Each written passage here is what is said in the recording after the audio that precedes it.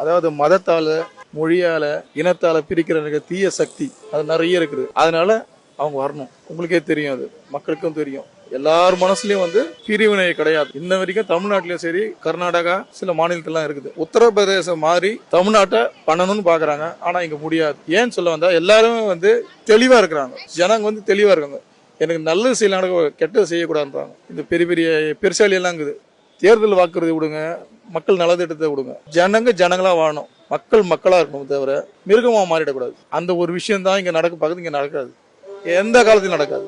இந்த தமிழ்நாட்டில அந்த ஒரு மத கலவரத்தையோ, இன கலவரத்தையோ, மொழியாலேயோ இங்க வேல் எடுக்கிறது, அங்க போய் சூழல் எடுக்கிறது எதுவும் இங்க பாச்சா பலிக்கவே பலிக்காது.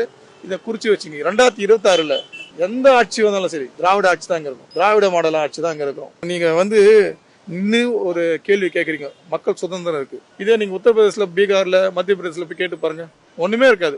உங்கள் உயிருக்கும் உங்களுடைய உடைமைக்கும் பாதுகாப்பே கிடையாது. முக்கியமா பெண்களுக்கு பாதுகாப்பே கிடையாது. அந்த மாதிரி சூழல் தான் இருக்குது. அதனால இந்த மாதிரி தீய சக்திகள் இருக்கவே இருக்கக்கூடாது. மக்கள்கிட்ட விழிப்புணர்வு இருக்குது. அதனால இங்க அதெல்லாம் வர்றதுக்கு வாய்ப்பே கிடையாது.